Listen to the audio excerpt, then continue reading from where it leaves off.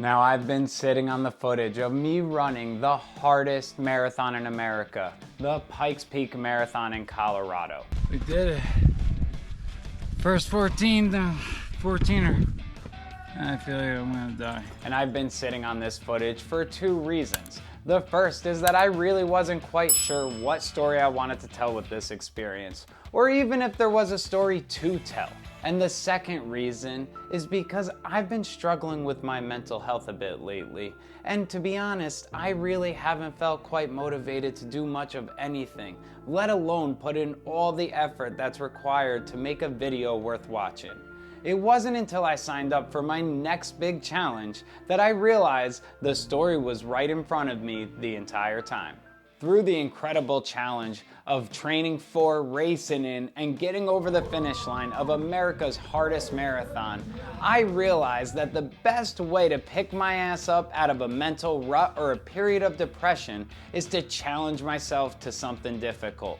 Or even better yet, challenge myself to something that I'm not even sure if I can accomplish.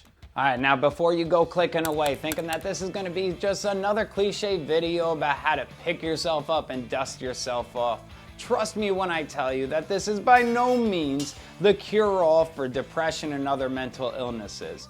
But if you're feeling down, unmotivated with life in general, or you just feel like your life is dull and boring, then maybe trying this isn't the worst idea. Plus, I can guarantee success or failure, you will come out a better person because of it. So, come here. A little bit closer. Back up, you creep. All right, that's right. Let's get a little personal as I try to explain to you the greatest lesson that I learned on my journey to America's hardest marathon. Before we jump into the story, I think it's important that I tell you a little bit about myself. So often on social media sites like YouTube, creators only let their viewers see what they want them to see. Very rarely do we get an inside glimpse of the very real struggles that they go through. And this channel is no exception. We cover many different topics on this channel, but they all have three things in common. They are all adventure, challenge, and outdoor related. And in my OCR and Spartan videos, oftentimes I realize that I make it look very easy, when in reality a lot of people struggle on the obstacles and in other types of physical events. But the truth is, it took me 3 tries and 16 years to get my bachelor's degree. And I only say that because we all have the things that we fall short on and struggle with. We all have those moments of self-doubt and depression, and these are things that I struggle with still to this day. Growing up overweight and getting bullied because of it, I spent many years hiding behind my physique and physical abilities. I put on this mask of this badass, no matter what attitude to hide my real and true insecurities that I struggle with every single day. When I found the world of obstacle course racing, most of all, it gave me an escape from these feelings. It took me 10 years to sign up for my first Spartan race, but when I did and I crossed that finish line, I realized how good it made me feel that I faced my fears and accomplished something difficult. Ever since that first Spartan race in 2021, I've been chasing the next big challenge. And that's what led me to discovering the Pikes Peak Marathon. And after researching it, every single website that I found unanimously said that this was the hardest marathon in America. And I figured, hell, I've never ran a marathon before, so why not challenge myself to the hardest one I can? However, with race day being over 2 years away at this point, I had no idea about all the extreme highs and, more importantly, extreme lows that I was going to experience on my journey to the starting line. Alright, now that you and I are just a little bit closer, it's time to get into the race. Qualifying in and of itself was a challenge. There were many ways to do this, but I decided to just run an ultra marathon. For those that don't know, an ultra marathon is anything that is longer in distance than the regular 26.2 mile marathon. I decided to go with a 50K. It was hard, but I did it, got over the finish line, and when registration opened for Pikes Peak on March 1st, I secured my spot. Training started immediately, and I decided to follow one of those running apps. And of course, I picked the most advanced option they had. That had me running 7 days a week. I also had a bunch of other races and a bunch of backpacking trips planned throughout the season leading up to the Pikes Peak Marathon. One of these trips was in April, climbing to New York's highest peak, Mount Marcy, with my wife. And on this trip, I managed to give myself stress fractures in my left tibia, although I had no idea at the time. So through the months of April to July, I proceeded to train every day, do all my other races, and continue to do these backpacking trips. But I started to notice it was becoming harder and harder to run.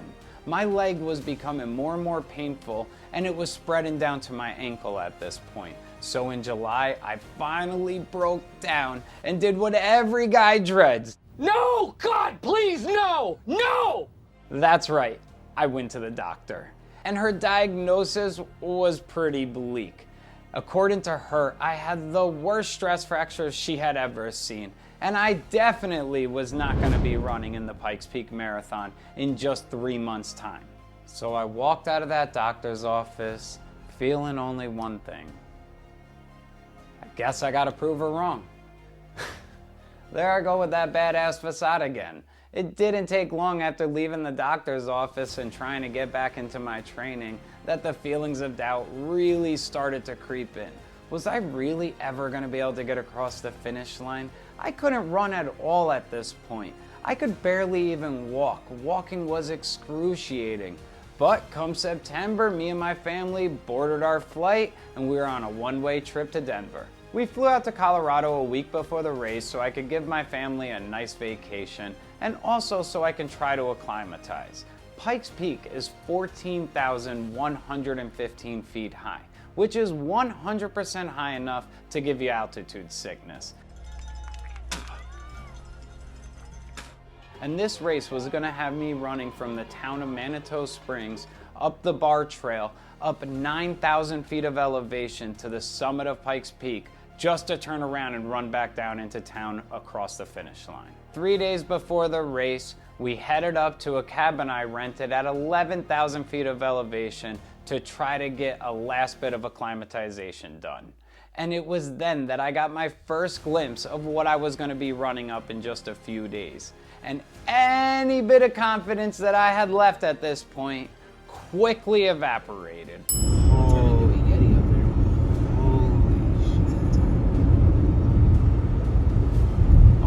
Worse as we get closer. Yeah, it's not getting any better.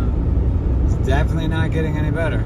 And those feelings of doubt and uncertainty only grew all the way up until a half hour before the start of the race when I finally had a mental breakdown in the car to my wife. What's going on? That. I don't know. Legs hurting. This up. Oh, I got this. It's just rough. I can't even warm up or anything. My leg's hurting. I know. I'll get through it. You'll get through it. You've done many of these with your leg hurting too. So. But this one matters. This one really matters.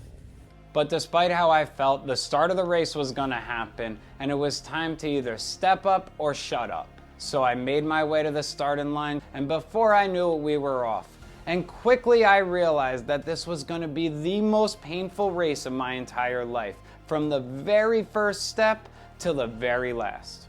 The first 8-9 miles of the race went relatively well. I met some awesome racers from all over the country, and I got to pass the best cheer squad that I have ever seen. Best cheer squad ever. Thank you guys. Thank you, thank you, thank you, thank you. It was right around the 11,000 feet of elevation mark that the effects of altitude sickness really started to hit me hard. Here, let me paint a picture for you. I'm at over 11,000 feet of elevation. I'm 10 miles into a 26.2 mile race. My vision is blurred at best, completely gone at worst. I'm struggling to stay on the very narrow trail ahead of me, and the few calories I forced myself to consume were now being thrown back up every 100 feet or so. Things really weren't looking good for me at this point. And of course, with that comes the thoughts of worthlessness and never being good enough. And I was left thinking to myself, Why the hell am I even out here in the first place? Pushing on ever so slowly, I finally made my way up to the summit of Pikes Peak at 14,115 feet. This was the highest point that I have ever hiked, let alone tried to run up, and I was only halfway done with very little time to spare. My time on the summit is a complete blur. The only thing I remember is my ever so loving wife running down to meet me to see if I needed anything, and the Rocky Mountain Search and Rescue desperately pleading with me to throw in the towel after seeing how bad my altitude sickness was. I just couldn't bring myself to do it though.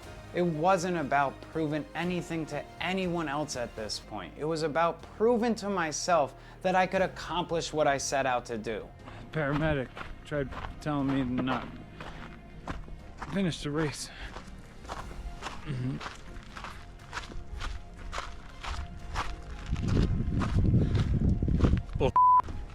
Plus, the best way to treat altitude sickness is just to get to a lower elevation. So I figured running back down was the best thing that I could do at that point. So with pockets full of Skittles and a kiss goodbye from my wife, I left her with a promise that I would see her at the finish line.